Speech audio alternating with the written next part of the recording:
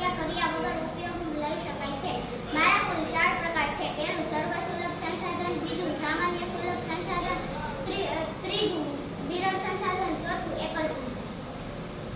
હું માનવ સર્જિત સંસાધન કુદરતી તત્વો પર પ્રક્રિયા કરી અને ગુણધર્મોને ફેરફાર કરી તેને ઉપયોગમાં લેવાય તેને માનવ સર્જિત સંસાધન કહે છે. જેમ કે ચૂના અને જીરોની પર તત્વ પ્રક્રિયા કરી તેને સિમેન્ટ બનાવાય છે.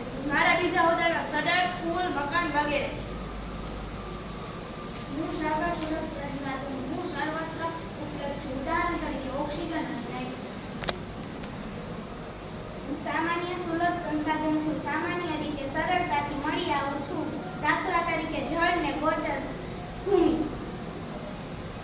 હું છું વિરલ સંસાધન. હું મર્યાદિત સ્થાન પર જ મળી આવું છું. દાખલા તરીકે કોલસો, ખનિજ તેલ, કુદરતી વાયુ, યુરેનિયમ. નમસ્તે, હું એકલ સંસાધન છું. હું વિશ્વમાં એક કે બે જગ્યાએથી મળી આવું છું, તેથી મને દુર્લભ સંસાધન પણ કહે છે.